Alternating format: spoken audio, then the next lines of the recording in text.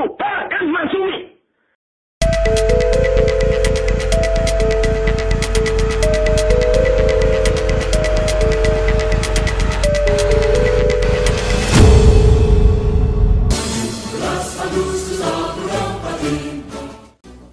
17 Agustus 1960 menjadi hari paling pilu bagi Partai Masyumi.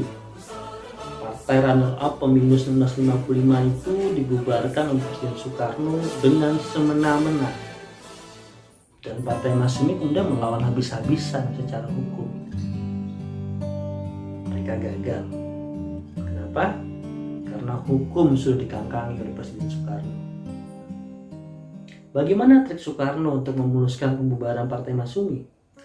Pembubaran Partai Masyumi dan PSI itu diketahui pada pagi hari ketika orang tengah bersiap berangkat kerja.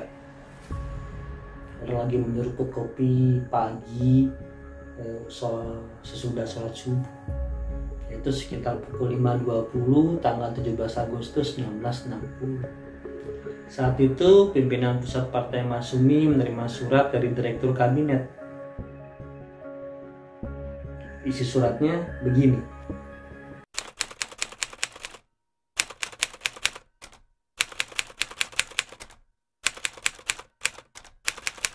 Bahkan untuk menguatkan surat tersebut, Presiden Soekarno kemudian mengeluarkan putusan Presiden nomor 128 tahun 1960 yang menyatakan bahwa partai yang diakui pemerintah hanya PNI, NU, PKI, Partai Katolik, PSII, Parkindo, IPKI, PERTI, dan Murba. Sementara Masyumi dan PSI bernasib sama dengan puluhan partai lainnya, tidak diakui dan dibubarkan.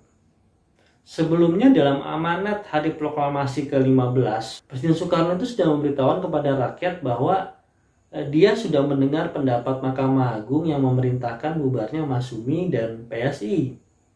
Sementara, keputusan pembubaran Partai Masyumi dan PSI diumumkan oleh Presiden Soekarno itu dalam pidato 17 Agustus 1960 di Istana Merdeka. Menurut Kepres nomor 200 tahun 1960 itu, pertimbangan pembubaran Partai Masyumi itu untuk kepentingan keselamatan negara dan bangsa. Karena telah melakukan pemberontakan, kemudian pemimpin-pemimpinnya turut serta dalam pemberontakan yang disebut dengan Pemerintah Revolusioner Indonesia atau Republik Persatuan Indonesia, atau telah jelas memberikan bantuan terhadap pemberontakan, sedangkan kedua partai tersebut tidak resmi menyalahkan perbuatan anggota-anggota dan pimpinan-pimpinan mereka itu. Namun secara pribadi saya membaca bukan itu alasannya. Ada udang di balik batu. Kali ini kita fokus pada upaya Partai Masyumi untuk melawan kediktatoran Soekarno tadi saja. Partai Masyumi menghadapi keputusan kediktatoran Presiden Soekarno itu secara hukum dengan dua cara. Pertama, pimpinan Partai Masyumi kemudian menyatakan Masyumi bubar. Partai Masyumi membubarkan diri untuk menghindari cap sebagai partai terlarang dan korban yang tidak perlu, baik terhadap anggota Masyumi dan keluarganya maupun aset-aset Masyumi. Kedua, Partai Masyumi menggugat Presiden Soekarno di pengadilan. Muhammad Rum diberi kuasa oleh Prawoto Mangkusasmito, Ketua Umum Partai Masyumi itu, untuk menggugat pemerintah terkait pembubaran itu. Gugatan itu diajukan melalui Ketua Pengadilan Istimewa Negeri Jakarta tanggal 8 September 1960. Isi suratnya sebagai berikut.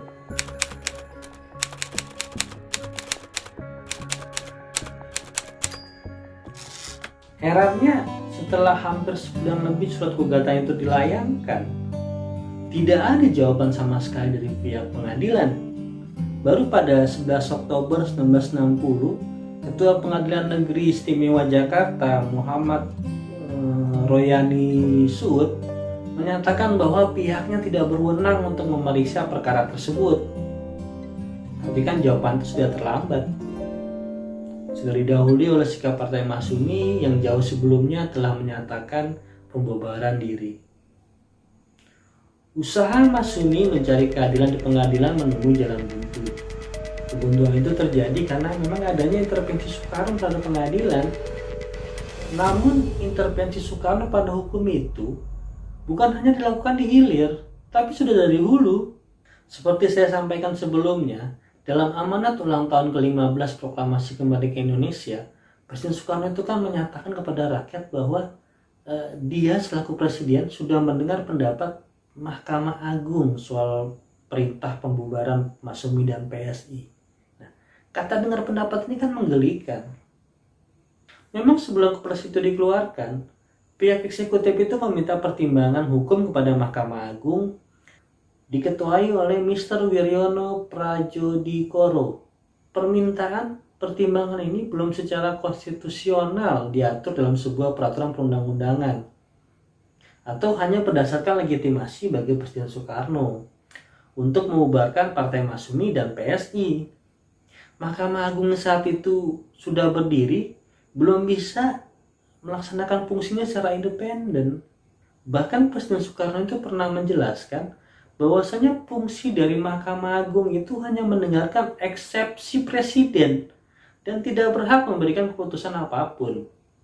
Bahkan pernah pada tanggal 31 Juli 1960 dalam sebuah sidang ketika Presiden Soekarno hendak mengajukan persoalan Partai Masyumi dan PSI ini kepada Mahkamah Agung, Soekarno itu ngomong sama para wartawan bahwasanya dalam sidang itu ada Mahkamah Agung, tapi Mahkamah Agungnya ini nggak punya peran buat ngomong, nggak punya peran buat ngasih keputusan.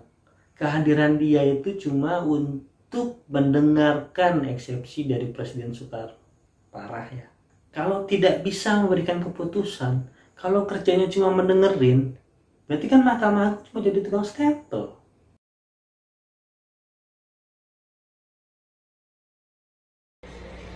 Kami, Presiden Republik Indonesia,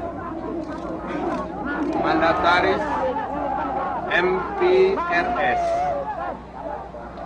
Panglima Tertinggi Angkatan Bersenjata Republik Indonesia, terhitung mulai hari ini menyerahkan kekuasaan pemerintahan kepada pengemban ketetapan MPRS nomor 9 MPRS 1966 Jenderal TNI Soeharto.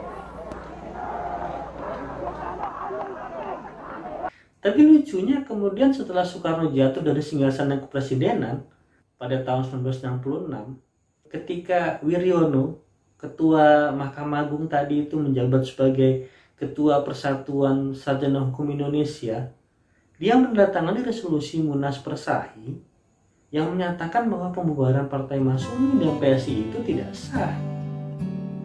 Jadi kenapa waktu itu dia selaku ketua MA diam saja seperti Bung Karno bilang sudah meminta pertimbangan hukum kepada Mahkamah Agung sebelum membubarkan Masyumi dan PSI? Ya, udah pasti tahu jawabannya kan. Tentu ada yang mengintervensi. Oke, begitu dulu sementara. Nanti kita sambung lagi. Panjang maaf. Salam malam.